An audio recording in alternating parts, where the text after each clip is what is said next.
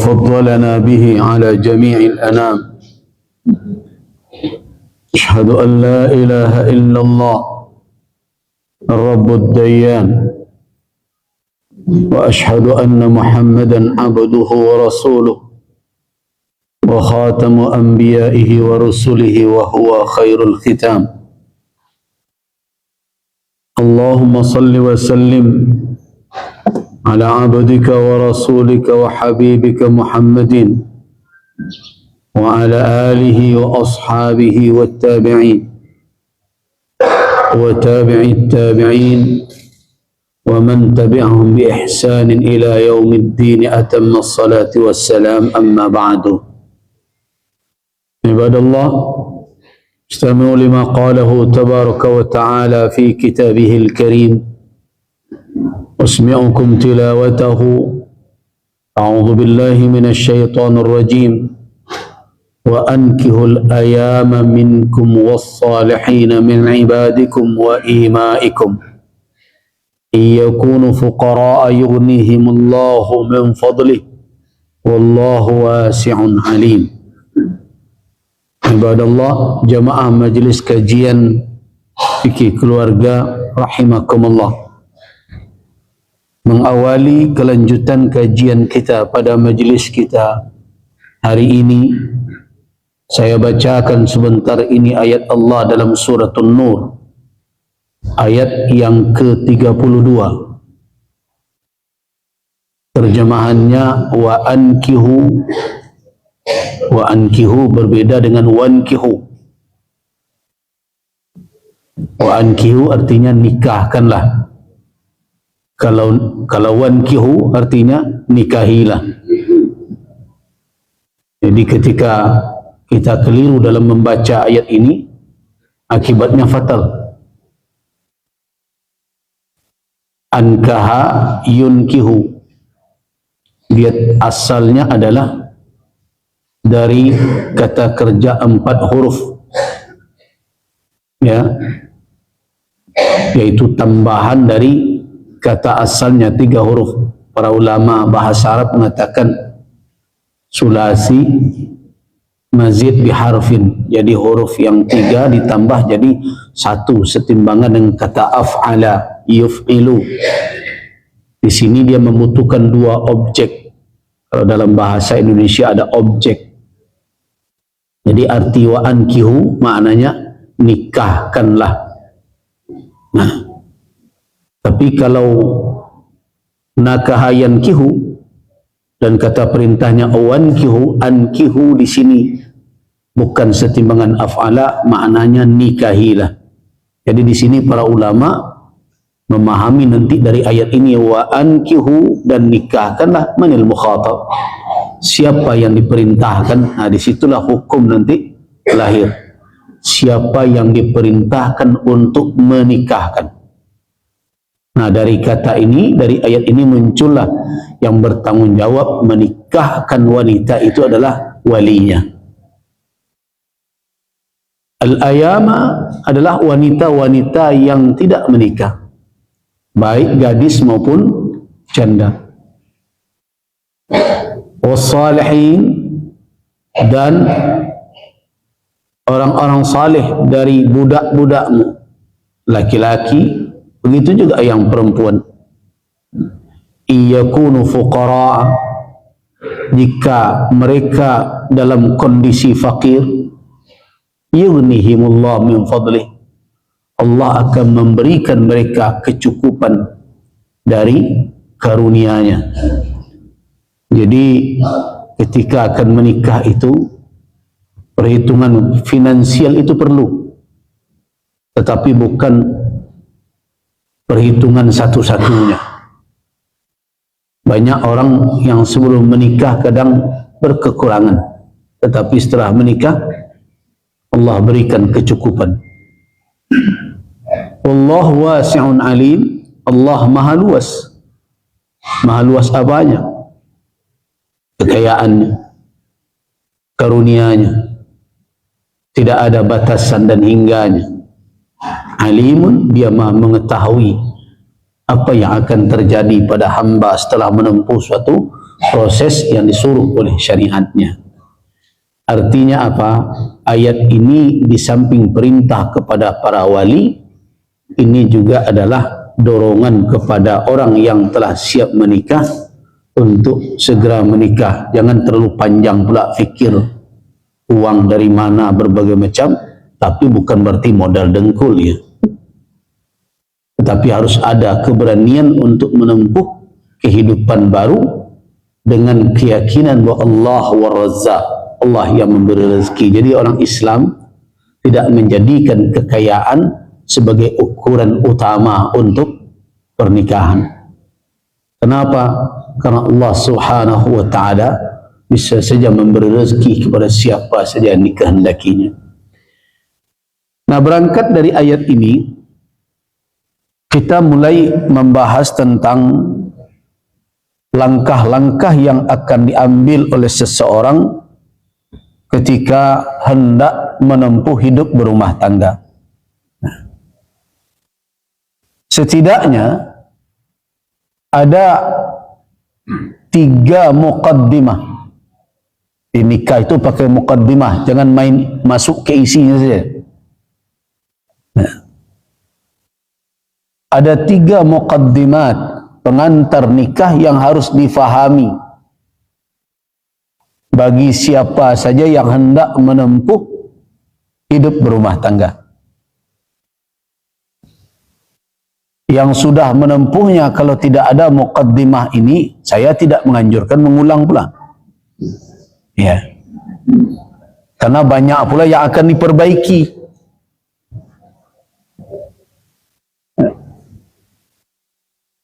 Apa muqaddimat yang 3 itu? Yang pertama al-ikhtiyar, memilih pasangan. Yang kedua al-khitbah atau pertunangan, dan yang ketiga an-nadharu war-ru'yah, melihat dan memandang tunangan yang akan dijadikan sebagai istri. Jadi 3 pembahasan ini muncul di dalam kajian para fuqaha ahli fikih dan juga muncul di dalam pembahasan para ulama ketika mereka berbicara tentang bagaimana menciptakan rumah tangga yang harmonis. Ada 3. Jadi jangan kita menganggap bahawa syariat Islam hanya fokus ke perkara hukum ijab dan qabul saja. Tapi Islam memberikan petunjuk kepada kita sebelum melangkah kepada akad nikah. Yaitu ada 3 muqaddimat. Yang pertama al-ikhtiyar, memilih. Yang kedua al-khitbah, meminang sehingga terjadi pertunangan. Dan yang ketiga an-nazar, memperhatikan, mengamati dan melihat pasangan. Nah, kepada anak muda saya ingatkan, yang ketiga jangan dijadikan nomor 1. Anak muda sekarang nyobalik je kaji, nyocalik dulu. Tidak, an-nazar, melihat, memandang dan memperhatikan calon pasangan itu dilakukan setelah khitbah, setelah pertunangan terjadi. Nah, sebagaimana yang telah kita katakan bahwa menikah itu hukum asalnya adalah sunnah muakkadah, hukum asal. Kalau saya katakan hukum asal, berarti ada hukum-hukum yang lain yang berlaku pada pernikahan. Hukum asal itu adalah berlaku secara mendasar untuk orang dalam kondisi apa? Dia punya kemampuan untuk menikah, kemudian dia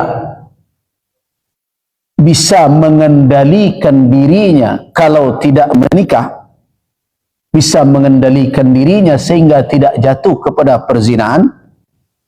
Kemudian yang ketiga, dia punya keinginan untuk membangun rumah tangga yang baik.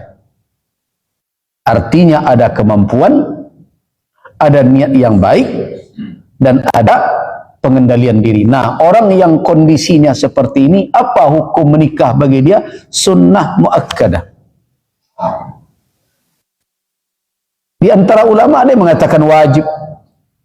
Tetapi ketika kita telusuri dalil-dalil, apakah sampai kepada memfaedahkan, menunjukkan kewajiban? Tidak. Karena itu ada di antara para ulama yang memilih hidup membujang karena pertimbangan tertentu. Tetapi hukum asal dari nikah adalah sunnah muakkadah. Di dalam hadis yang populer, 3 orang yang datang ke rumah Rasulullah sallallahu alaihi wasallam bertanya tentang amalan Rasul.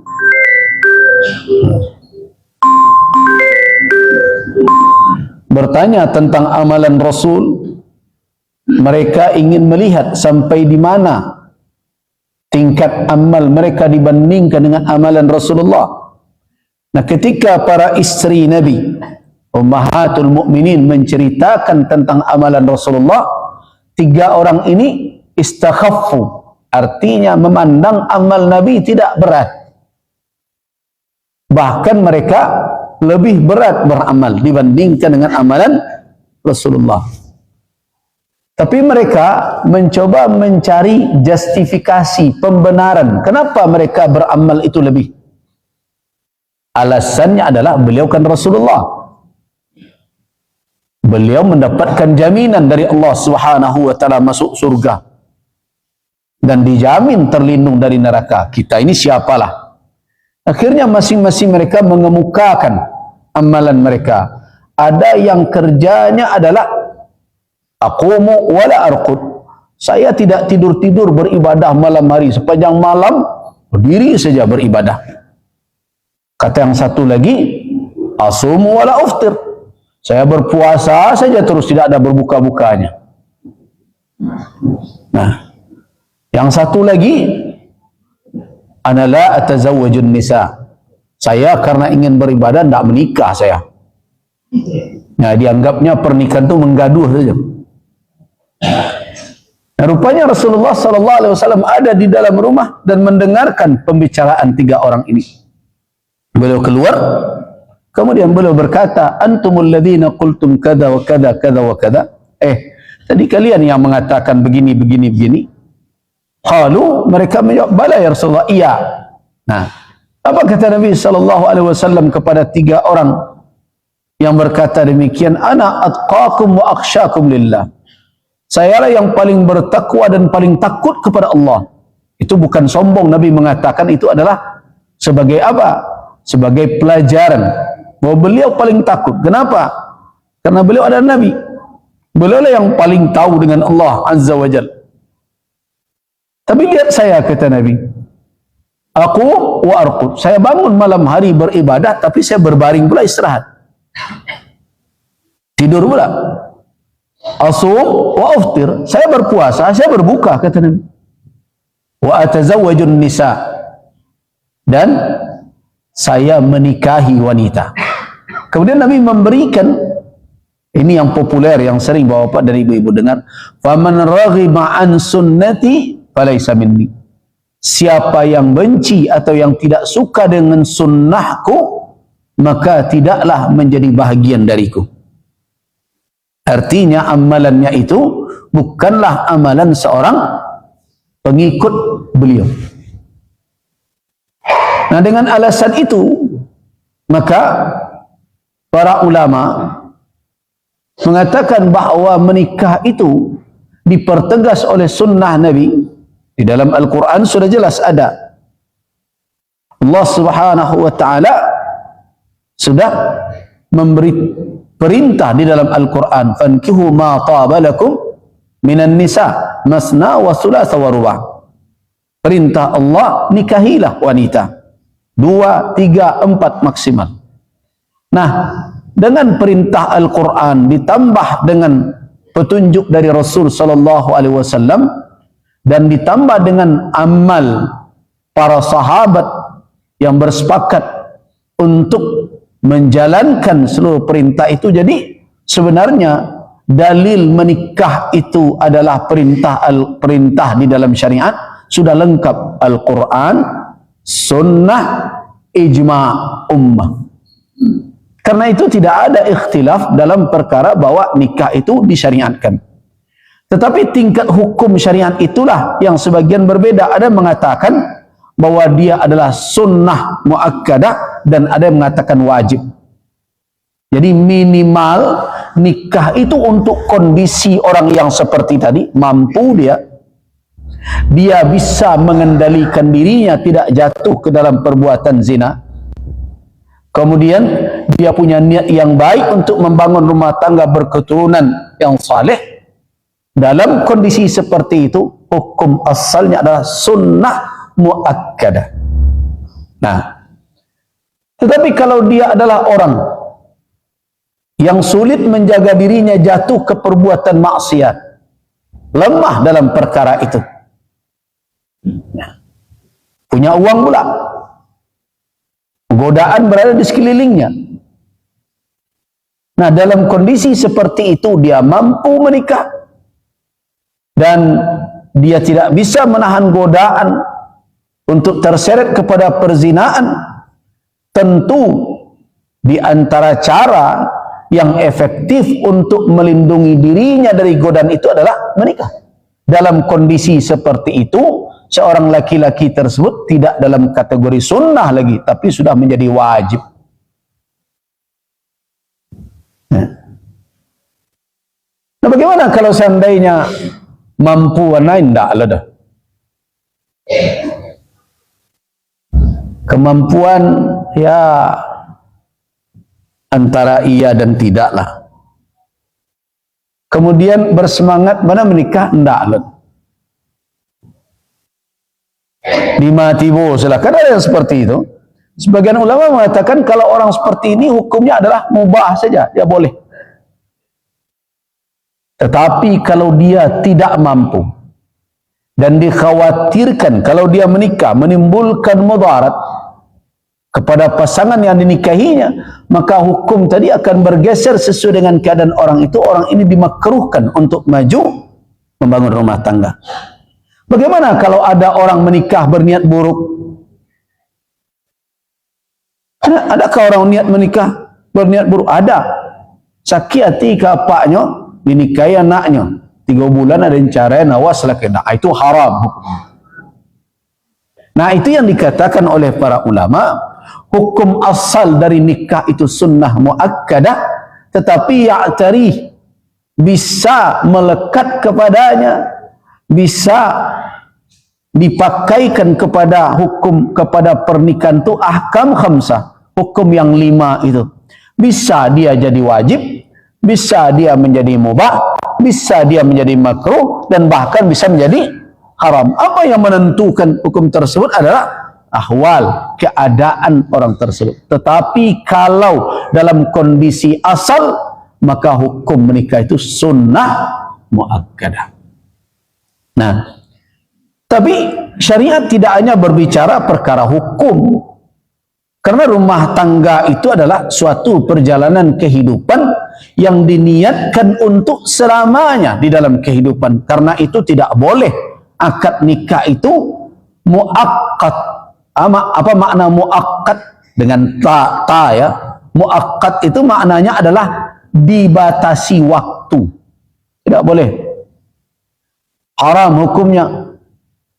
Kalau di dalam ijab kabul berbunyi, saya nikahkan anak saya dengan engkau selama 3 bulan, haram hukum. Atau saya terima menikahi anak bapak 2 bulan sejadinya pak, tidak bisa. Nah, itu muakkad.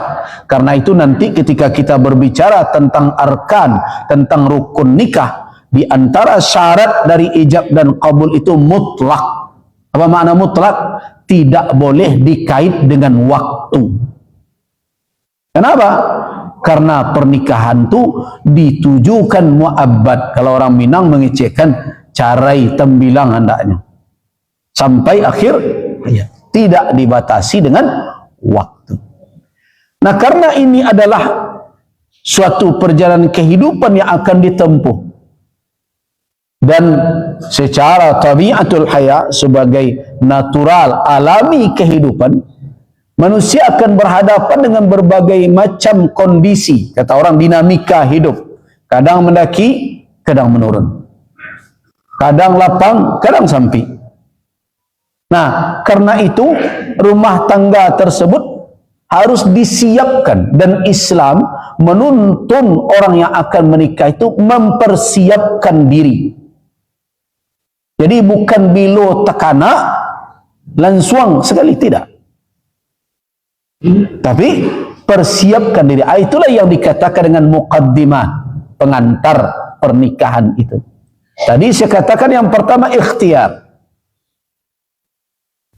memilih. Yang saya maksud di sini bukan hanya laki-laki memilih perempuan.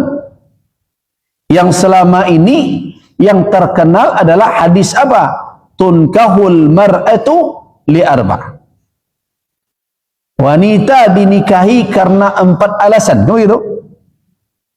Limaliha, walinasabiha, walijamaliha, walidiniha. Itu yang populer. Nah, karena yang populer laki-laki yang memilih perempuan, akhirnya perempuan merasa tidak perlu memilih laki-laki, begitu. Nah, ini tidak adil penjelasan yang seperti itu. Karena di dalam syariat, petunjuk untuk memilih pasangan itu tertuju kepada kedua belah pihak.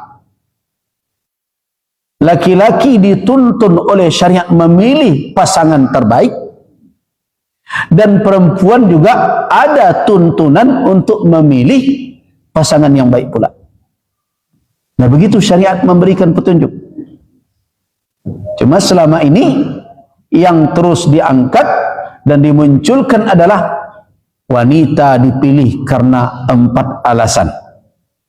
Yang pertama karena hartanya, karena nasabnya, karena kecantikannya, dan karena agamanya. Fadhfar bidzatid din, pilihlah yang punya agama. Iya, benarkah? Benar. Nah, tidak ada keliru dalam hal itu. Nah, namun yang perlu kita tegaskan adalah wanita juga punya hak untuk memilih calon suaminya. Nah, mari kita lihat masing-masingnya. Ketika kita berbicara tentang memilih pasangan, petunjuk yang diberikan oleh syariat kepada laki-laki adalah merujuk kepada hadis sahih Al-Imam Al-Bukhari yang saya bacakan tadi, yaitu ada 4 alasan. Keempat itu tidak haram. Nah, jangan ada yang memahami bahwa ada yang haram dari 4 pilihan itu. Tidak ada. Jadi jangan dikatakan berarti syariat melarang memilih wanita yang cantik. Tidak. Tidak ada larangan syariat. Syariat apakah melarang memilih wanita yang berketurunan baik? Oh, tidak ada. Syariat hanya memberikan petunjuk, ada aspek yang jangan diabaikan dan jangan diletakkan pada pertimbangan akhir. Itu yang ditunjuk oleh hadis itu.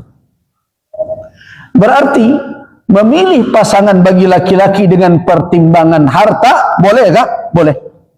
Bukan haram. Memilih calon istri dengan pertimbangan garis keturunannya yang bersih tersuruh? Iya. Memilih calon istri dengan pertimbangan kecantikannya, apakah itu dibolehkan syarak? Boleh. Bahkan itu bahagian dari pertimbangan. Bukankah itu yang diajarkan oleh Nabi SAW tentang wanita yang salihah itu? Bagaimana istri yang baik? Idza nazarta ilaiha sarratka. Apabila engkau melihatnya, membahagiakanmu.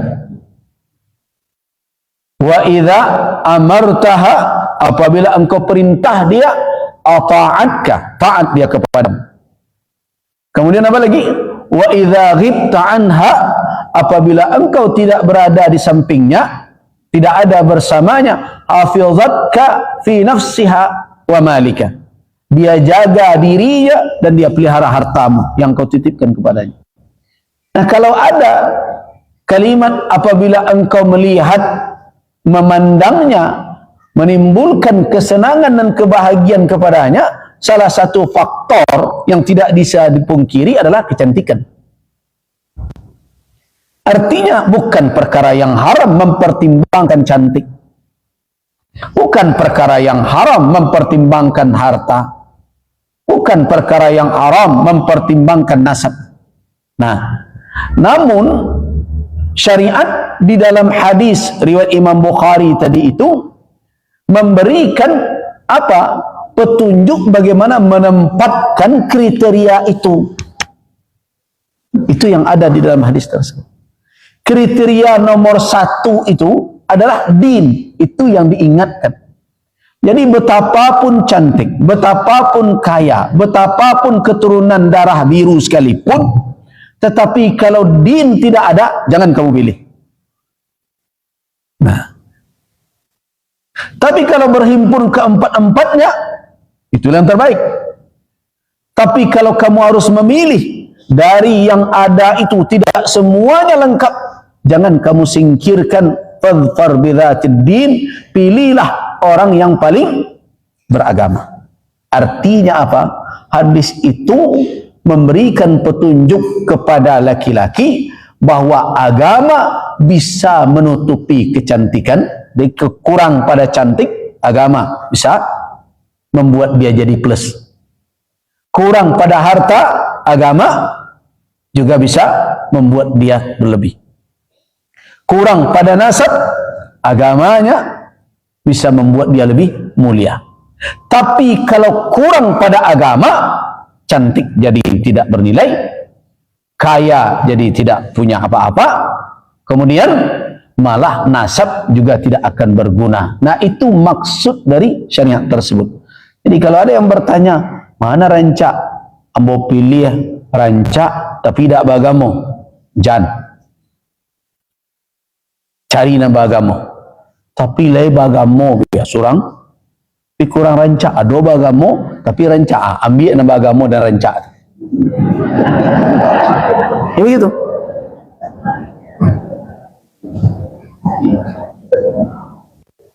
So kenapa? Karena Islam bukan agama yang menolak fitratul insan. Islam tidak agama yang menolak fitrah manusia. Karakter manusia dasar itu dia suka kepada yang indah. Karena itu tidaklah diharamkan menjadikan kecantikan, kekayaan, kebersihan keturunan sebagai pertimbangan. Tetapi hadis itu memberi petunjuk, jangan sampai yang 3 ini mengalahkan pilihan yang keempat, itu din, agama. Nah, karena itu beruntunglah orang yang mendapatkan wanita mutadayyinah, beragama kokoh, dan sekaligus memiliki lagi yang 3, kaya ia juga, cantik ia juga, keturunan orang terhormat ia juga. Itu banyak-banyak salah syukur Pak kalau dapat nomor dari itu. Nah, tapi kan rumit juga mencari yang berhimpun keempatnya itu. Nah, jadi dengan demikian, setidaknya ada 4 pertimbangan di dalam memilih pasangan bagi laki-laki. Yang pertama, antakuna zaujatu sahibata dinin wa khuluqin. Hendaklah wanita itu adalah seorang wanita yang punya akhlak yang baik, agama yang kuat. Kenapa? Karena hanya wanita yang memiliki agama yang baik, mutadayyinah, yang berakhlak yang baik, beragama kokoh, maka dialah yang paling kita harapkan bisa menjalankan hak-hak suaminya. Dan dia akan bertindak sebagai istri, tidak sebatas hanya menyenangkan suaminya, tetapi akan mengisi rumah tangganya dengan keimanan, dan akan terlahir darinya anak-anak yang saleh.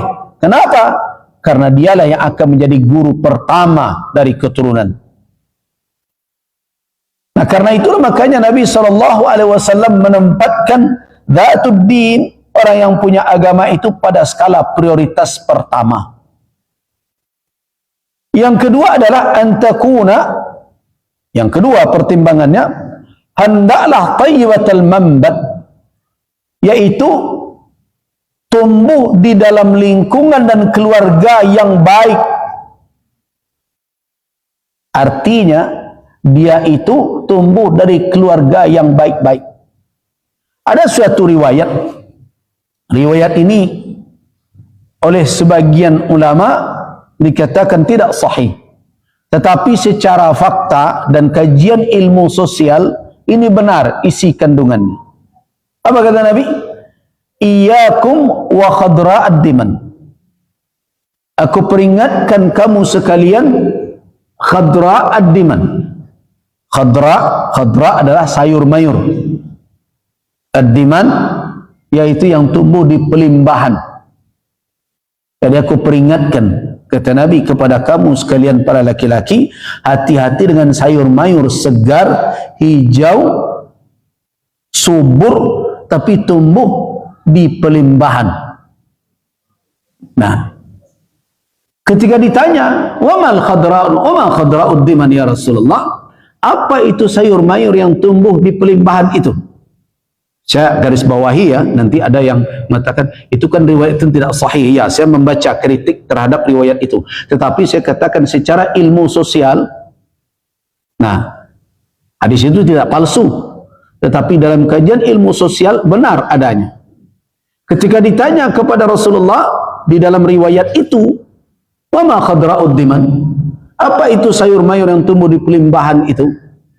Kata Nabi, al-mar'atul hasna, wanita yang cantik, menarik, fil manbatis su, tumbuh di tempat tumbuh yang buruk. Kenapa? Fa innal 'irqa dassas. Irq itu darah, atau orang menyebutnya DNA. Garis keturunan itu kadang membawa nilai-nilai. Jadi kalau dia terdidik di tempat yang tidak baik, semenjak tumbuhnya dia diasupi dengan berbagai macam pemikiran, perilaku yang tidak benar, hati-hati kamu sekalian. Nah, makanya diingatkan. Di dalam hadis lain, di dalam riwayat yang kita lihat di dalam kitab Al-Ilal, karya dari Ibnu Abi Hatim, Rasulullah sallallahu alaihi wasallam memperingatkan laki-laki yang menguatkan makna dari hadis yang tadi. Kata Rasul, takhayyaru linutafikum fantul akiffa wa ankihu ilaihim. Kata Nabi, pilih-pilihlah tempat menyemai bibitmu. Artinya pilihlah pasangan. Jangan asal bertemu saja. Takhayyaru, pilih-pilihlah. Menikahlah dengan orang yang sekufu, akifah, yang sebanding. Dan nikahkanlah olehmu laki-laki yang sebanding pula dengan anak perempuanmu. Jadi kedua-duanya Nabi perintah. Nah, dengan alasan itu, maka pertimbangan yang kedua sebagai pengantar pernikahan di saat memilih pasangan, hendaklah pasangan itu tumbuh dalam lingkungan dan keluarga yang thayyib, yang baik. Jadi perlu dicari. Orang sebarang mengecekkan ada bobot, ada bebet, ada bibit ya. Nah, perlu. Dan kalau kita lihat Rasulullah sallallahu alaihi wasallam, bagaimana beliau mengingatkan tentang kemuliaan yang didapat dari keturunan yang bersih. Sebab rusaknya keturunan itu memberikan aib kepada walaupun dia tidak berdosa. Apa dan ibu-ibu? Misalnya anak terlahir dari perzinaan. Anak yang terlahir dari perzinaan tidak memikul dosa dari bapa biologisnya itu. Wala taziru waziratun wizra ukhra. Tetapi aib, hilangnya kehormatan, rendahnya kehormatan, mau tidak mau tidak bisa ditolak oleh anak. Itu makanya Al-Quranul Karim mengingatkan perzinahan itu fahisyah. Kenapa dikatakan fahisyah? Di samping dia keji, perbuatan itu mudaratnya tidak hanya menimpa pelakunya, tapi akan dipikul oleh dampak akibat dari perbuatan itu kepada yang lain, anaknya. Coba bayangkan betapa rumitnya ketika akan menikahkan seorang perempuan.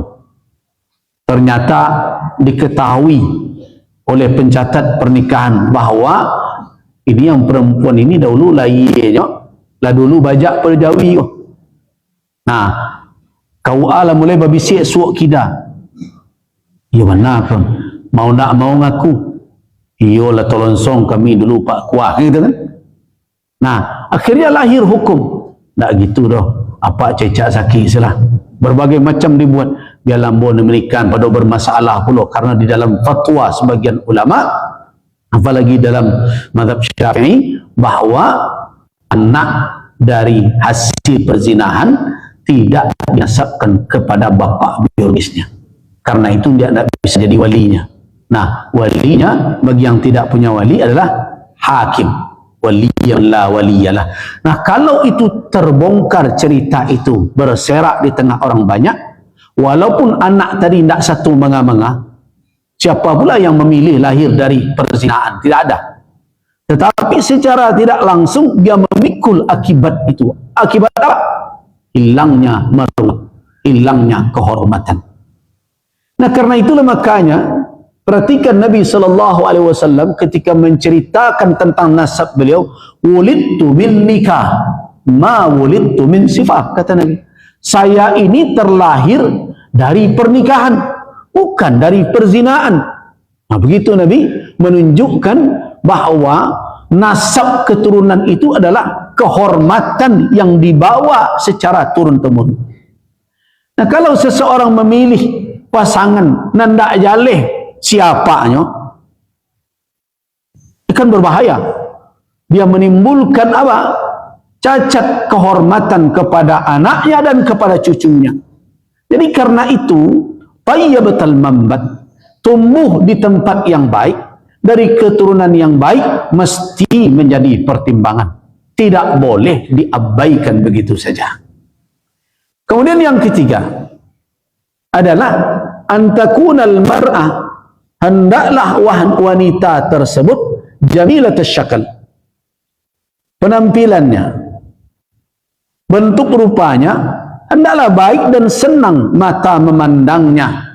Di samping tentu adalah ada inner beauty-nya, ada kecantikan akhlaknya, moralnya, itu mesti. Kenapa demikian?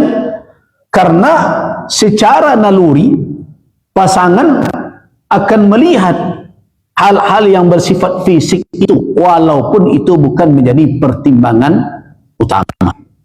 Kemudian yang keempat, kalau tidak ada kondisi-kondisi yang menuntut dan keadaan tertentu, hendaklah sebaiknya, tapi ini bukan keharusan, sebaiknya nikahi yang belum pernah menikah. Yang gadis lebih diutamakan daripada menikahi janda. Kenapa? Karena apa? Karena seperti kata Nabi kepada Jabir ketika ditanya, ya Rasulullah, ini saya telah meminang seorang wanita, atau saya sedang menikah. Kata Nabi, thaiban am bikra, janda atau masih gadis? Bal thaib, janda ya Rasulullah. Tapi kata Rasul, afala bikr, kenapa bukan yang gadis? Tula'ibuka wa tula'ibuha. Kalau gadis tentu dia belum lagi berpengalaman berumah tangga, setidaknya kemesraan kalian akan lebih. Nah, kalau yang sudah, kadang dibanding-bandingnya bahasa jodahnya na lalu. Nah, tetapi bukan berarti janda tidak. Ada kalanya janda lebih baik. Kenapa demikian? Lihat alasannya. Ya Rasulullah, engkau kan tahu bahwa saya banyak punya adik-adik. Ketika bapaknya syahid,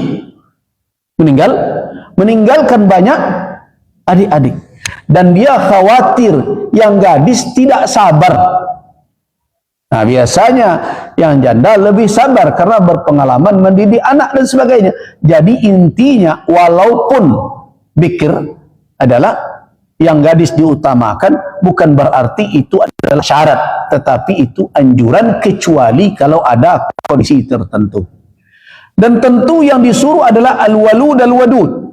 Walud maknanya yang subur, karena tujuan pernikahan itu adalah adanya keturunan. Bagaimana kalau seandainya wanita itu bukan wanita yang subur, yang tidak bisa melahirkan dan berbagai macam?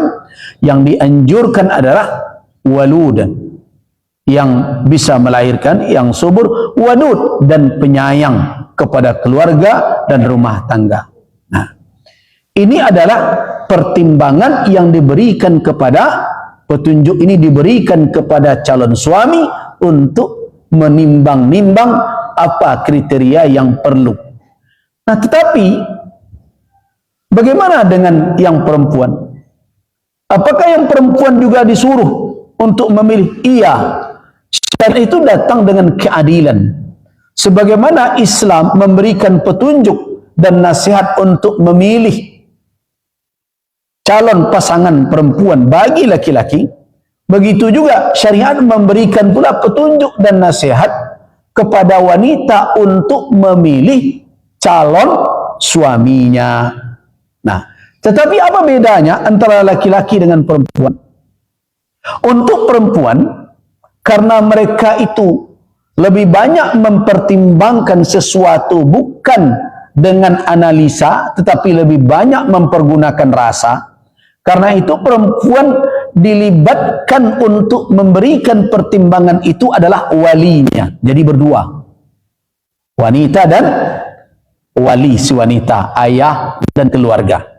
Nah, karena itulah makanya diwajibkan bagi wali, bagi seorang ayah atau siapa yang bertanggung jawab terhadap wanita, mematuhi petunjuk syariat. Jangan sampai menikahkan wanita yang dalam tanggung jawab dia tanpa persetujuannya. Jadi di dalam Islam tidak ada cerita kawin paksa, apalagi tapasuh kawin. Nah, kawin paksa tidak ada dalam Islam.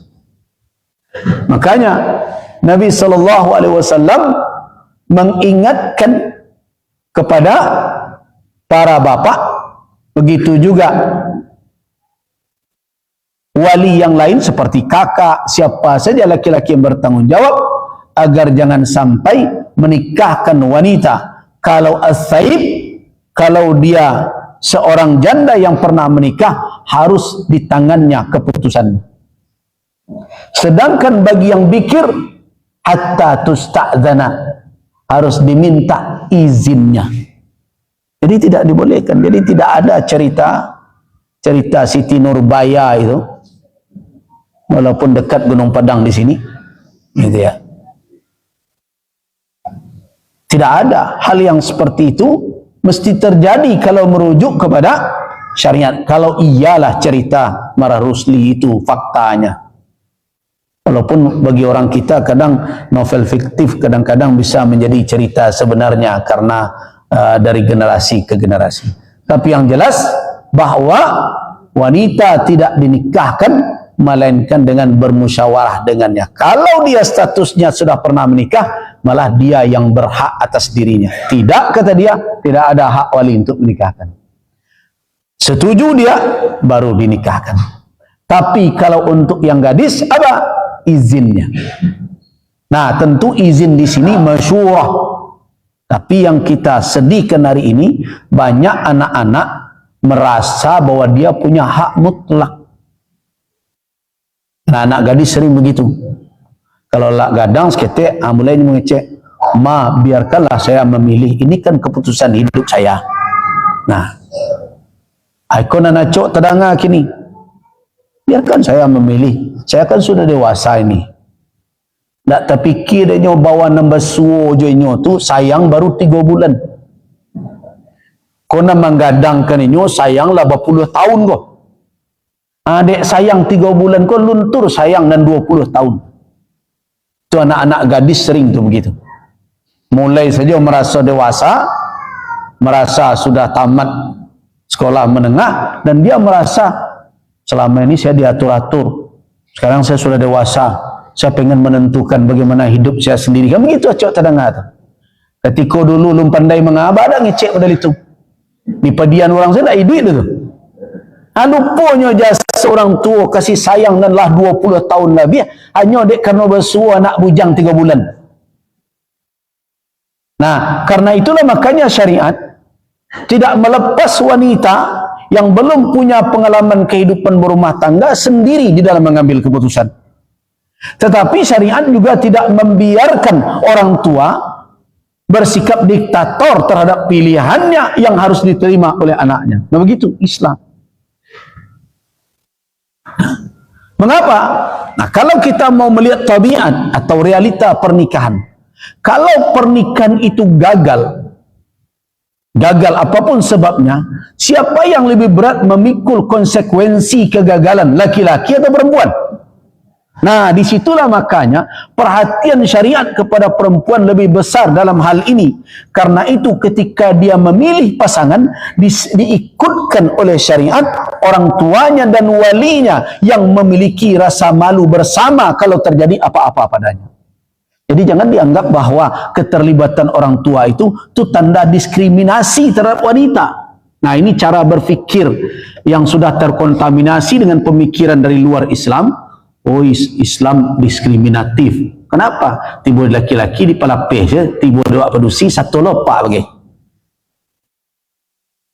Nah, orang-orang yang hari ini berbicara atas nama feminisme, berbicara tentang atas nama kebebasan perempuan, hak asasi wanita, ikut-ikutan menyerang agamanya sendiri. Dia muslimah, pakai jilbab pula, tapi menyerang sendiri. Ini tidak adil ini. Ini sikap diskriminatif. Ini adalah fikih yang kecenderungannya maskulin, laki-laki. Karena banyak ahli fikih itu laki-laki. Pedusi marah saya dari mereka. Tidak. Coba renungkan dengan tenang. Kenapa syariat bukan perkara fikih saja, tapi dalil-dalil syarak? Kenapa wanita tidak dibolehkan untuk mengakad nikahkan diri mereka sendiri?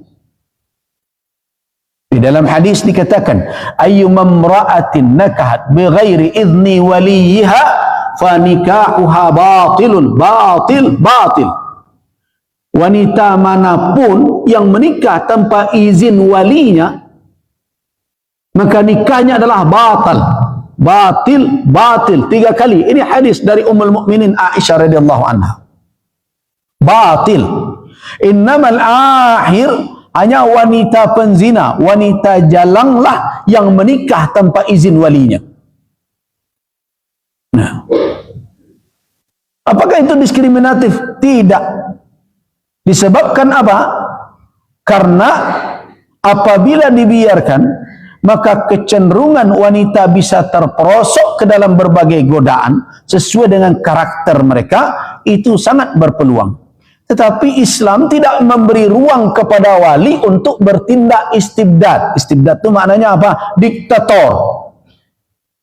Nah, karena itu semestinya tidak ada di dalam umat ini ada cerita kawin lari. Kawin lari itu kenapa? Disebabkan di antara kedua pihak tidak mengerti petunjuk syariat. Itu penyebabnya. Kan banyak yang datang bertanya tu, Buya, hukumnya kawin lari? Kadang-kadang lah berulang kali dijawab. Akhirnya mau pagaran, lelok selama ngalo ke berlari-lari ni kanan duduk saya tidak selesai dia cuma. Kalau tidak hitung kasih Buya, kasihnya. Yo kami lari berdua dek karena cinta kan. Cinta berapa bulan? Ya. lama kami baralamanya. Setahun kami kenal. Tu japa awak lah berapa tahun kenal. Nah, japa awak lah berapa tahun kenal. Lah 23 tahun, kau setahun baru kenal. Nah, jadi karena itu perlu kita fahami kenapa syariat di saat wanita memilih pasangan dilibatkan dua bagian ini. Dia yang akan memiliki pasangan dan orang tuanya. Penyebabnya yang pertama adalah karena kecenderungan wanita yang terbawa oleh emosionalnya, apabila karena rayuan maut, lupa dia dengan apa yang akan terjadi. Yang kedua, penyebabnya adalah karena apabila wanita menemui kegagalan di dalam pernikahan, maka konsekuensi yang akan dia pikulnya tidak berhenti pada dia saja, tetapi akan juga menimpa keluarganya dan orang tuanya. Bahkan dia akan balik nanti menjadi bahagian dari keluarga besarnya. Nah, karena itulah wajar kalau orang tua dilibatkan. Tetapi orang tua tidak boleh membuat pertimbangan tanpa petunjuk syariat. Ingatkan hadis Nabi SAW yang ada dalam Sahih Al-Imam At-Tirmidzi rahimahullah, dan juga diriwayatkan oleh Al-Imam Al-Baihaqi dari Abu Hatim Al-Muzani. Idza atakum, kata Rasul sallallahu alaihi wasallam, idza atakum man tardawna dinahu wa khuluquhu fa ankihuhu illa taf'aluhu takun fitnatan fil ardi wa fasadun kabir. Hadis Nabi, jika datang kepadamu laki-laki yang kamu redai dinnya, jadi tetap sama petunjuknya. Kalau tadi kepada laki-laki, fadhfar bidzatid din, pilihlah yang punya agama. Untuk perempuan juga sama petunjuk syariat. Diperintahkan para wali, idza atakum, apabila datang kepada kamu wahai orang tua, wahai kakak yang perempuan yang bertanggung jawab, datang kepadamu man tardawna dinah, siapa yang engkau sukai agamanya, redha kamu dengan keberagamaannya, artinya dia saleh, taat, wa khuluqah, dan engkau senang dengan akhlaknya, orang itu berakhlak yang mulia. Nah, apa yang mesti kamu lakukan? Fa'ankihu, maka nikahkanlah dia dengan wanita, dengan anakmu atau siapa yang berada di dalam tanggung jawabmu. Illa taf'alu, jika kamu tidak melakukan hal yang demikian, takun fitnatun, akan terjadi fitnah,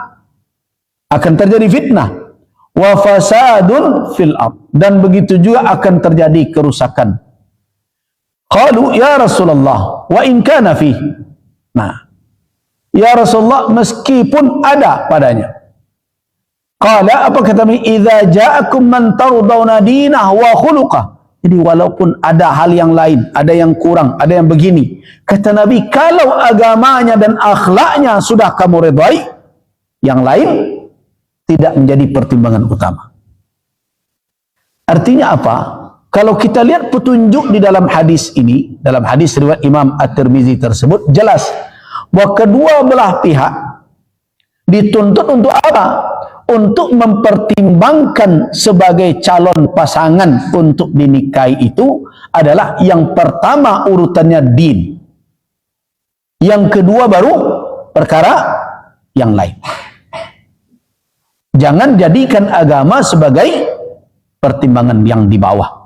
Makanya Nabi katakan fadhfar bidzatid din. Samakah antara laki-laki dan perempuan dalam masalah ini? Sama, tidak ada perbedaan. Tetap din, agama yang jadi timbangan pertama. Kemudian berikutnya, apakah ada yang lain yang diutamakan?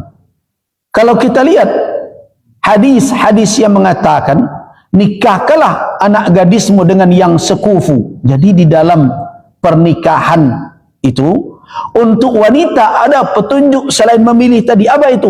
Kafa'ah. Tahu kata kafa'ah? Bahasa kita sekufu, sebanding. Nah, Siapa yang punya hak sekufu ini? Yang punya hak sekufu ini adalah pihak wanita. Kalau laki-laki tidak perlu mendang sekufu selain aspek dari din agama. Nah, apa yang perlu sekufu? Kalau kita merujuk kepada mazhab Imam Malik mengatakan baru dikatakan sebanding itu cukup pertimbangannya adalah din. Lebih dari itu tidak menjadi standar di dalam menyatakan sekufu.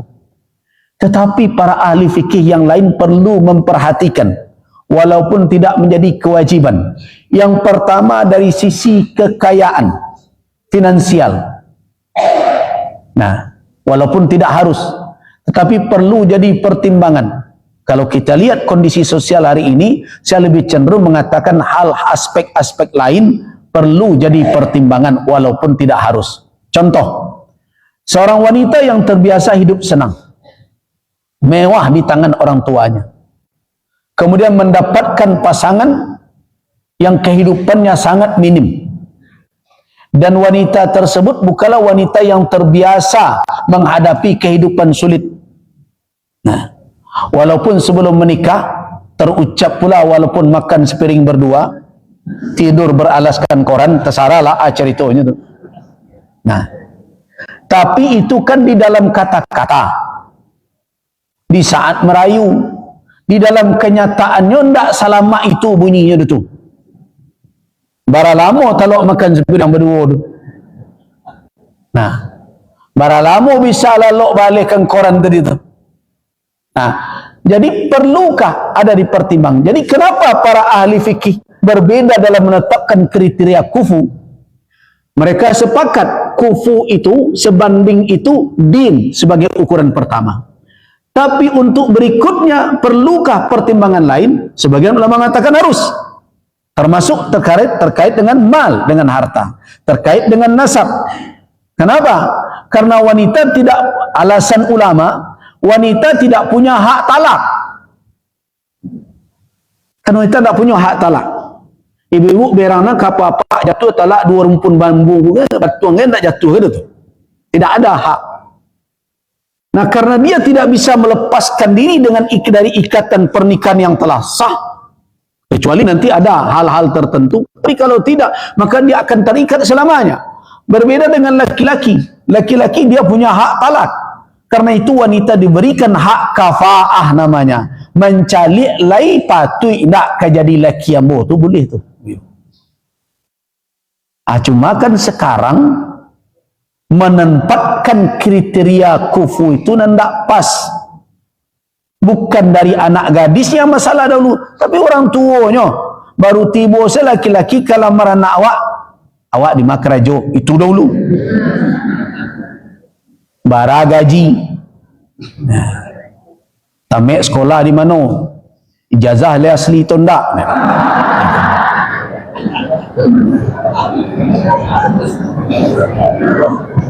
Itu.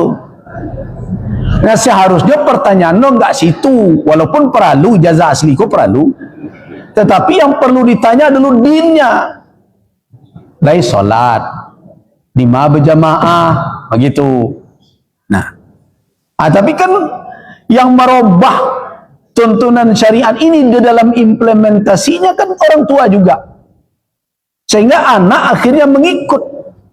Nah, karena itu perlu. Soalnya kaji di Surbo Koko banyak encak mendengar anak-anak gadi jangan bujang-bujang.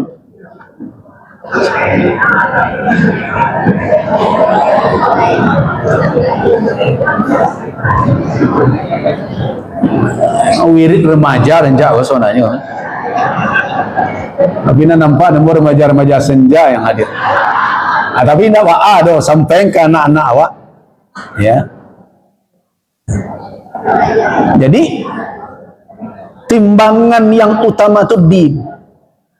Nah, apakah timbangan lain perlu? Iya, tapi tidak menjadi keharusan. Sebab tidak sedikit orang yang kadang memulai rumah tangga dengan segala kekurangan, tapi akhirnya hidup berkecukupan. Nah, itulah yang makanya saya bacakan ayat tadi, apabila mereka itu fakir, yakunu fuqara'a yughnihimullah. Kalau toh mereka fakir di awal melangkah, Allah Subhanahu wa taala Maha mampu membuat mereka ghani, membuat mereka cukup. Jadi itu bukan menjadi timbangan utama. Begitu juga nasab. Selama nasabnya baik, walaupun tidak darah biru sekalipun, tidak ada masalah.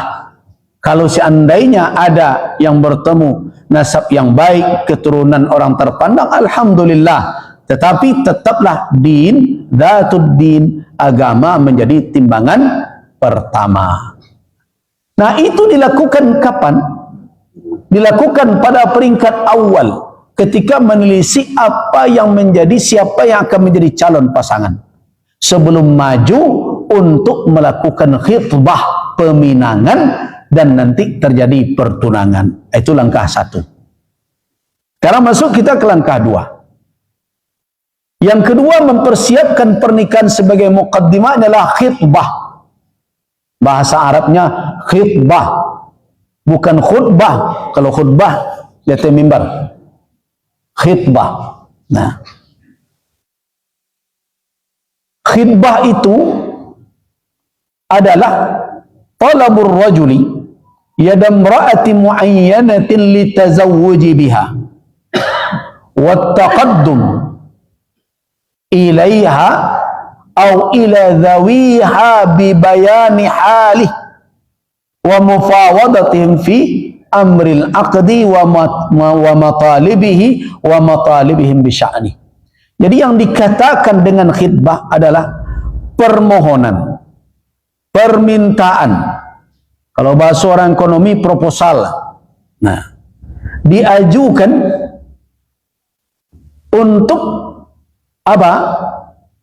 Untuk menikahi seorang wanita tertentu, maju kepada keluarganya atau orang yang bertanggung jawab kepada wanita tersebut. Jadi bukan diambil di simpang jalan, bukannya diikubik di dalam kampus, bukannya bersua di kafe. Nah, perangai anak muda kini adalah mengecen, kami yo pacaran tapi pacaran halal. Pak Alo pacaran halal. Nah, yang halal itu khitbah. Apa makna khitbah? Tarabul rajul, seorang laki-laki meminta kepada zawiha, kepada orang yang bertanggung jawab untuk menikahinya. Kenapa? Karena akad nikah nanti tidak dengan wanita itu, tapi dengan siapa? Dengan walinya. Nah, karena itu yang dituntut adalah seseorang menuntut untuk meminta kepada zawiha, kepada keluarga wanita tersebut, wanita tertentu, dan maju untuk meminta itu dengan cara bagaimana? Bibayani halih, dengan menjelaskan kondisinya. Jadi tidak boleh disuruhkan kondisinya, dan begitu juga bermusyawarah dengan keluarganya itu dalam perkara kapan akad akan dilangsungkan. Jadi kalau ada orang datang ke awak meminang anak awak, bila kan nikah? Yo bila lah tamme ambo pak tunda nih, tunda pinangan namanya itu. Tapi tentang akad benar-benar berapa lama? Karena itu khitbah tunangan itu sebaiknya adalah waktunya lebih pendek. Kenapa lebih pendek?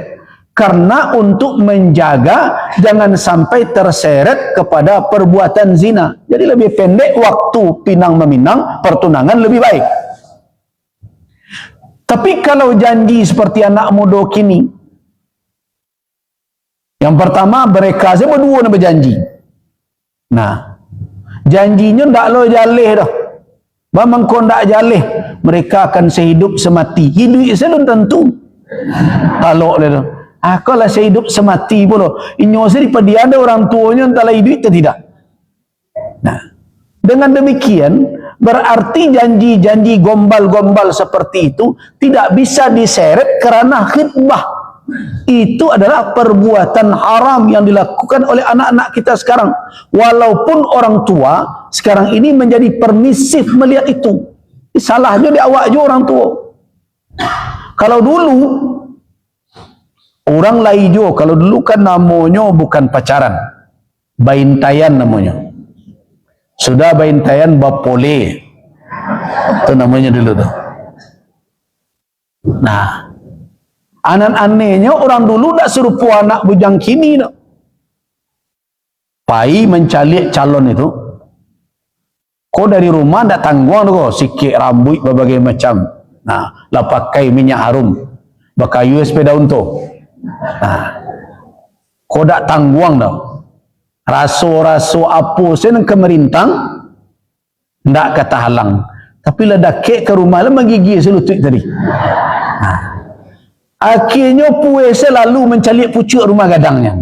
Dia balik sebalik. Modal itu orang dulu. Kini ndak. Kenapa sampai seperti sekarang pergaulan anak muda? Bapak-bapak dan ibu-ibu nak memberi peluang. Dijapui anak sanjo hari. Apa saya nampak tadi? Jangan malam-malam pulang tak. Tu nak malam lain. Lah sanjo japui nak malam tu buku barandaknya nan malam dah bapak dan ibu-ibu.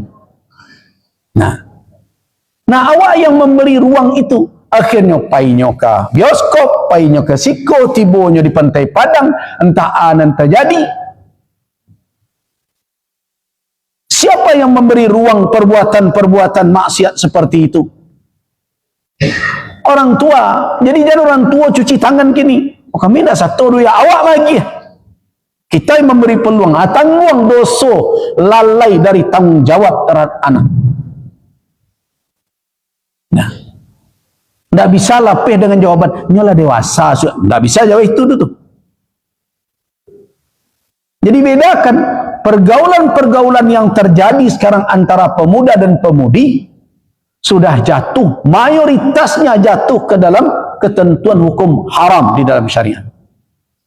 Nah, apalagi mereka berkhalwat berdua-duaan dengan alasan ini dan itu, dan orang tua tutup mata, merasa kalah dengan kondisi dan keadaan. Itu kabalai labaitulo zamannya kini.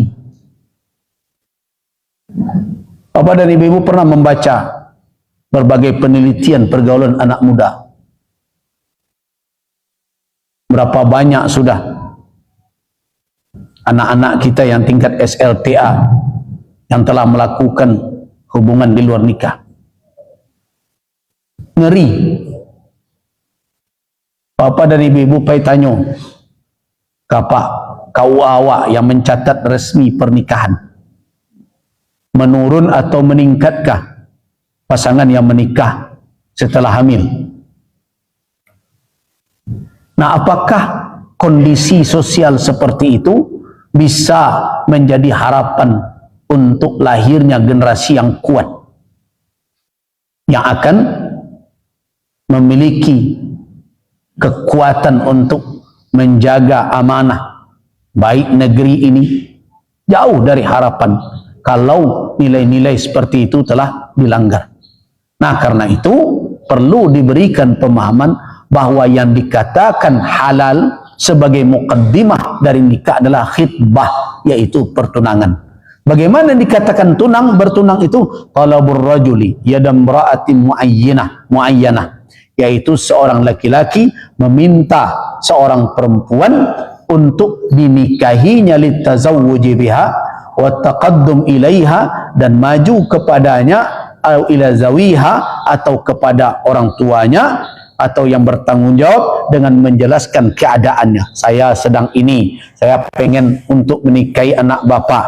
InsyaAllah dalam waktu sekian tahun atau sekian bulan saya akan menikahinya. Kemudian mulailah dia bernegosiasi. Kalau iya, nanti apa yang harus saya siapkan, bagaimana nanti. Nah, apabila diterima oleh pihak yang perempuan dengan walinya, tammatil khitbah, baru disebut pertunangan.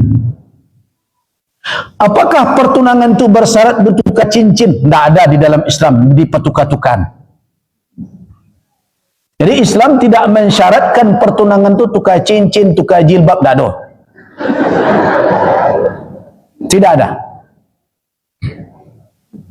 Nah, terus yang tukar-tukar cincin itu tradisi yang tidak ada di dalam syariat. Kenapa? Karena ketika pertunangan terjadi, belum ada hak dan kewajiban yang melekat. Nah, tidak ada.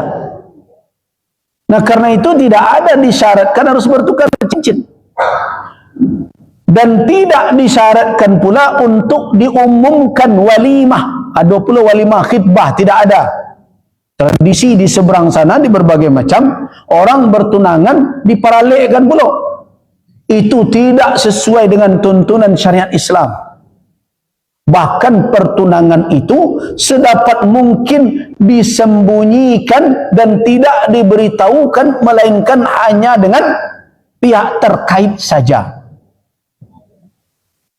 Itu yang perlu diingat. Kenapa? Sebab pertunangan itu belum bisa dipastikan akan terjadi berujung dengan pernikahan. Karena pertunangan bisa jadi batal, tidak berlanjut kepada pernikahan. Karena itu nanti kajian awak kok akan sampai nanti bagaimana kalau pertunangan batal. Ba'a cari tu hadiah nala teragiah. Boleh nak diminta lihat. Nah, itu sampai ke sana nanti ada pembahasan kita. Nah, karena dia baru sebatas menimbang, melihat, kemudian memilih dan memperhatikan untuk melihat apakah ada keserasian antara sepasang anak manusia ini, karena itu bisa jadi dua kemungkinan, berlanjut kepada pernikahan atau dibatalkan. Nah, karena itu tidak disuruh untuk diumumkan dan tidak perlu diperlihatkan kepada orang. Karena kalau itu diperlihatkan sempat terjadi kegagalan dalam pernikahan, siapa yang lebih berat memikul konsekuensinya? Yang wanita. Makanya tidak diumumkan. Yang padusi yang akan menanggung beban. Kenapa? Tu petang lampi kebiadi janak sianu tu. Aku lah mengkau indah nah. Orang lah bergunjang sekeliling. Kalau laki-laki di pegunjang itu senyum-senyum saja. Tapi yang wanita menjadi beban kehormatan bagi dia. Bisa jadi fitnah datang kepadanya. Nah, demi untuk menyelamatkan air, menyelamatkan kehormatan tadi, maka tidak ada di dalam syariat perintah untuk mengumumkan pertunangan. Berbeda dengan nikah. Nikah malah ulama ada mengatakan wajib diumumkan. Karena itulah makanya nikah pakai saksi. Pertunangan haruskah pakai saksi? Tidak. Jadi pertunangan tidak bersyarat ada saksi. Ketika yang laki-laki datang ke pihak yang perempuan, ayahnya, menyatakan bahwa saya suka dengan anak bapak, saya ingin menikahinya, mungkin dalam waktu segini, setelah saya selesai nanti, misalnya dalam waktu sekian tahun, saya akan menikahinya. Nah, kemudian, mungkin si bapak nanti bermusyawarah dengan anaknya, bah, setuju enggak? Lai. Nah, kalau begitu, ambo terima. Janji itu, ambo paci yo. Nah, semenjak itu, sah terjadi pertunangan. Walaupun tidak dibawa orang pek jenis naik ke rumah. Karena tidak bersyarat harus ada mama. Tidak pula bersyarat harus dimusyawarahkan keluarga besar. Karena itu pertunangan baru. Nah, ketika pertunangan terjadi, maka ada konsekuensinya ada. Jadi bagi siapa yang mengumumkan pertunangan, itu konsekuensinya berbahaya.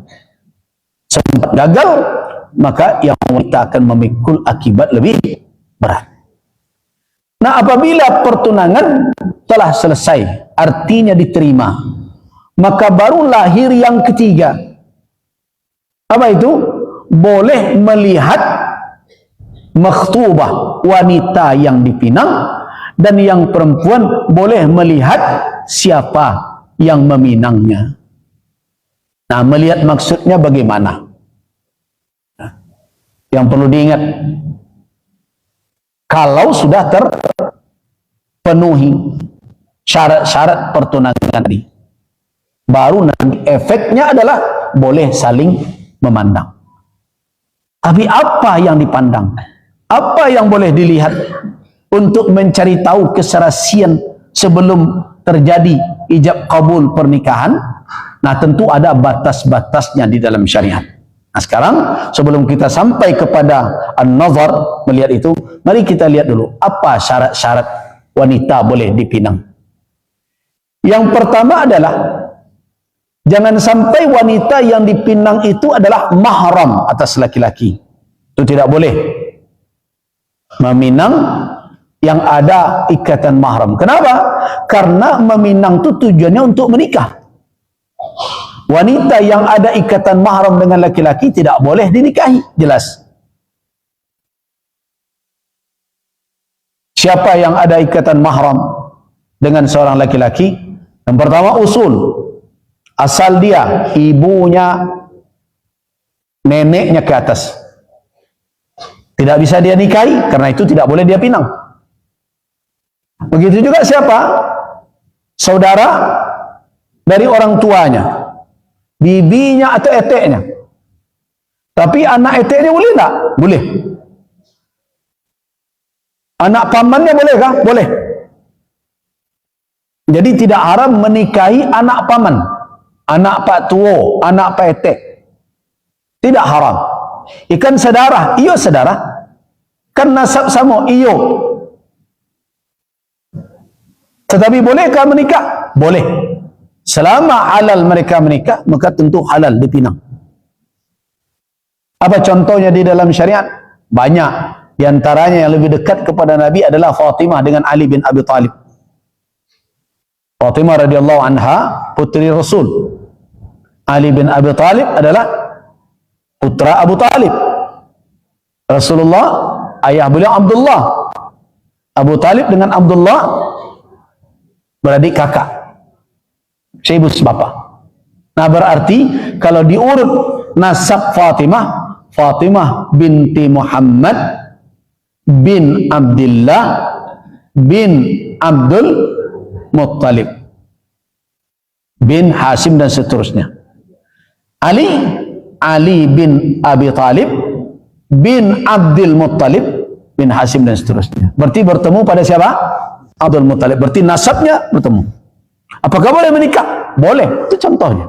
Nabi menikahkan Fatimah dengan Ali.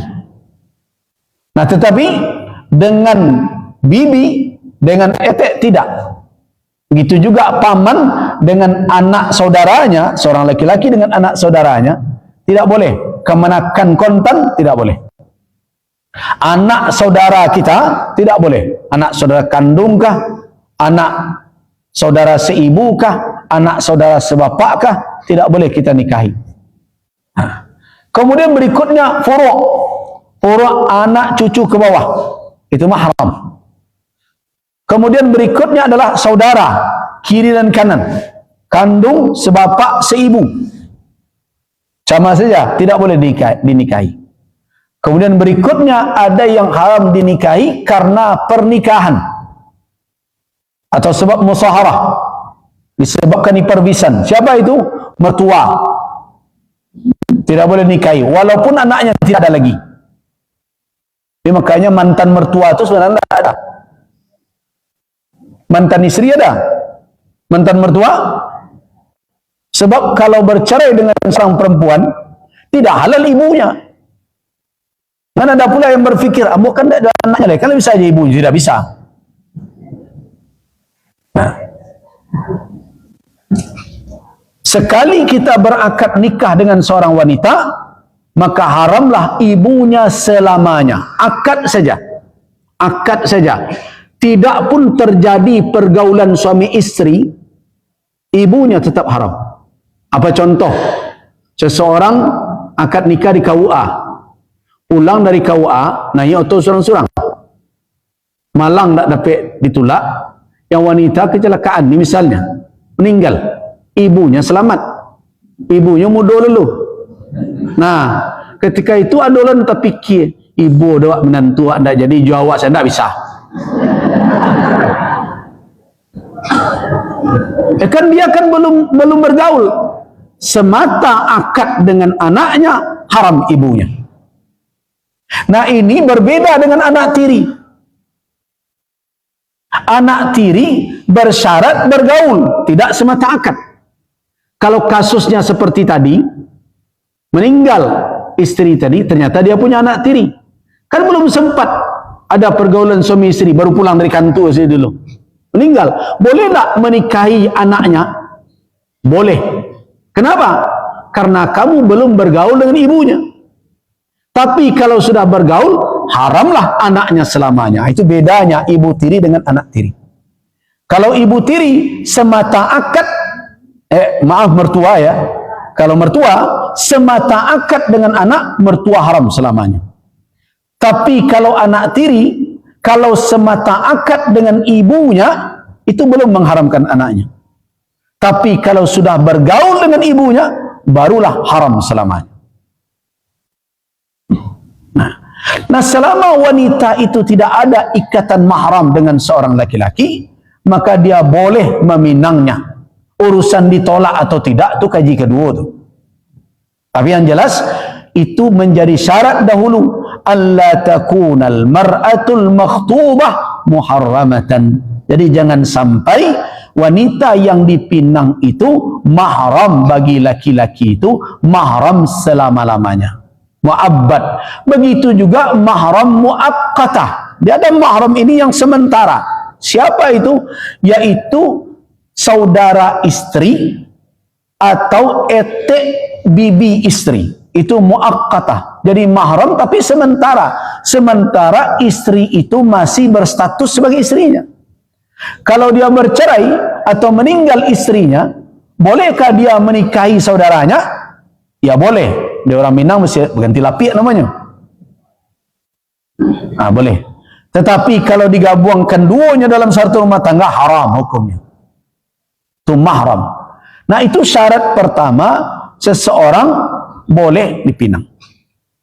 Kemudian syarat yang kedua, tidak boleh meminang wanita dalam keadaan iddah talak raj'i. Tahu iddah talak raj'i? Wanita yang ditalak oleh suaminya dalam talak yang bisa dia kembalikan istrinya. Talak 1, talak 2. Itu dia bisa rujuk. Dan masih dalam masa iddahnya. Masa iddah, kalau masih subur, pus ya, perempuan usia subur, masa iddahnya 3 kali suci.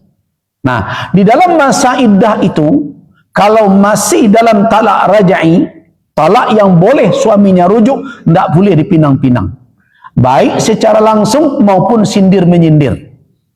Jangan. Hukumnya haram. Jadi kalau ada orang bercerai jodahnya, jelakinya, itu talaknya baru ciek lah. Itu apa garannya?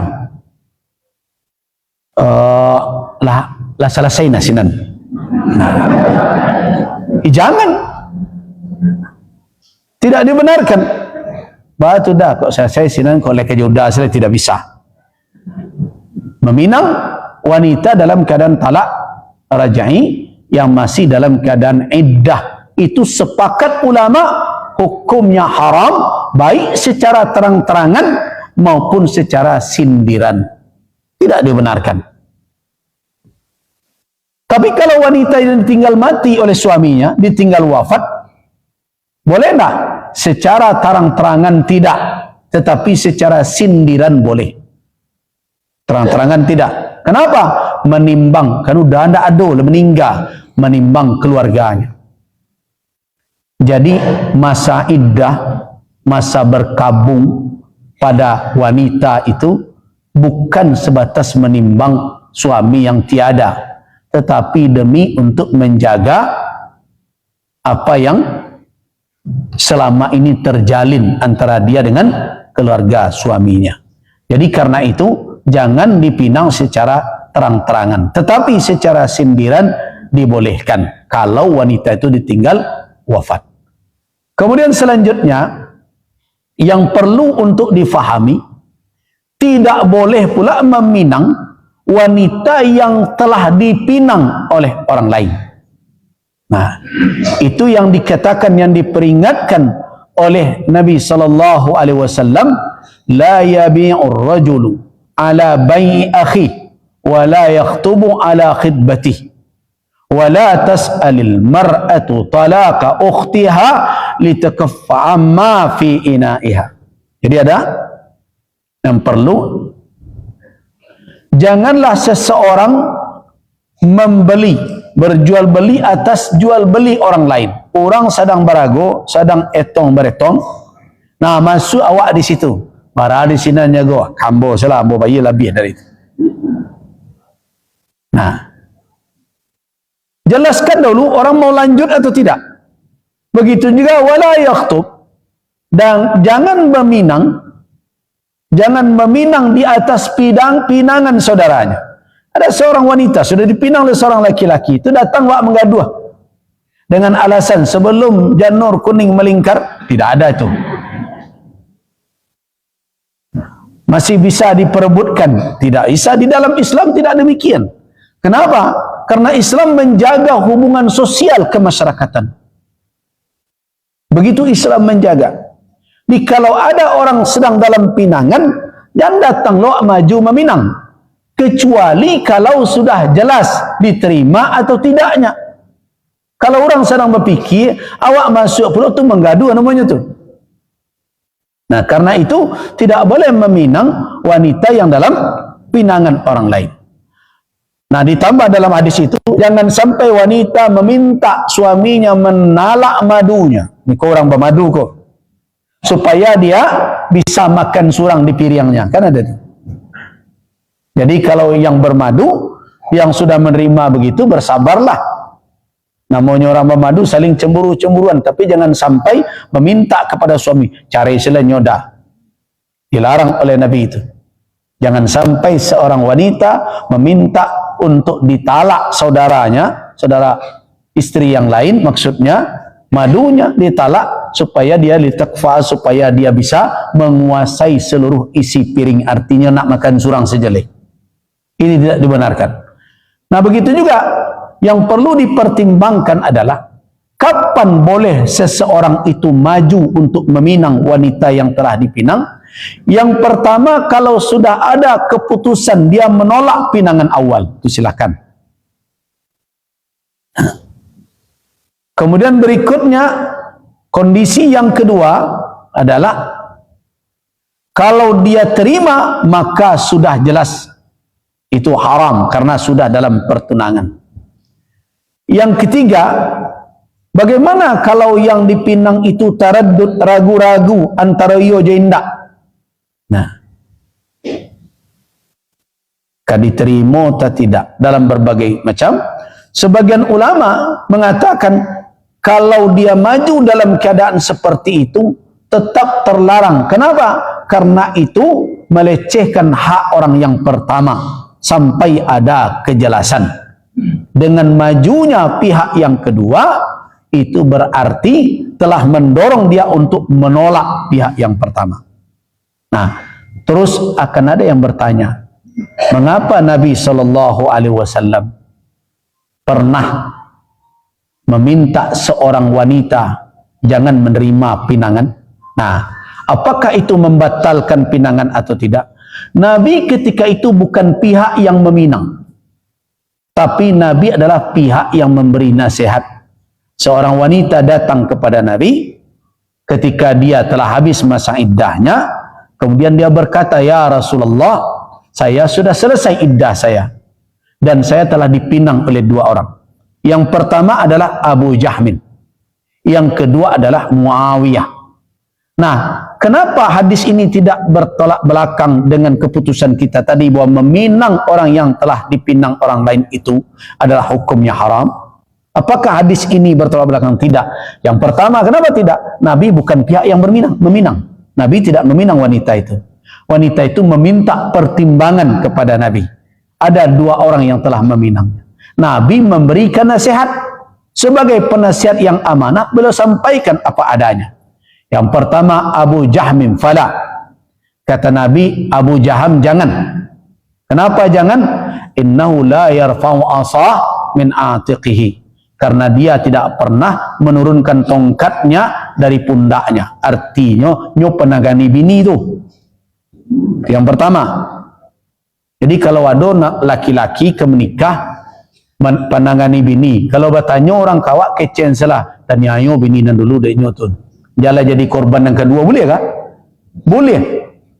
Ketika memberi nasihat. Kemudian yang kedua, amma Muawiyah fasaluk, kata Nabi. Muawiyah jangan terlalu kere. Saluk itu miskin bana.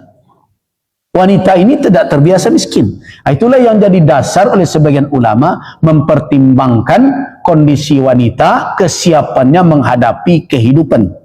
Kalau dia terbiasa manja, dia bapaknya belanjonyo sehari 500.000, tiba di lakinya 50.000 saya tak dapat. Khawatir wak 3 bulan rumah tangga. Nah, karena itu dipertimbangkan. Makanya Nabi katakan Muawiyah fala. Muawiyah tidak usah. Fasalu, terlalu susah hidupnya. Nah, terus bagaimana lagi? Fa Usamah sajalah, kata Nabi. Nah, apakah Nabi SAW ketika itu meminang yang telah dipinang orang? Tidak, karena Nabi tidak pihak yang meminang. Nabi hanya pihak memberikan nasihat. Jadi penasihat tidak ada masalah, tapi meminang orang yang dipinang hukumnya adalah haram. Kemudian kalau terjadi pinangan seperti itu, apakah berakibat kepada akad nikah? Marabui tunangan orang tu, apakah berakibat batal akad nikah karena itu? Kan itu pertanyaannya. Terjadi juga tunangan orang dan digaduhnya. Dek pandainya, dapet deknya. Apakah akad nikahnya menjadi batal karena dia merebut tunangan orang? Terjadi ikhtilaf di kalangan ulama dalam persoalan ini.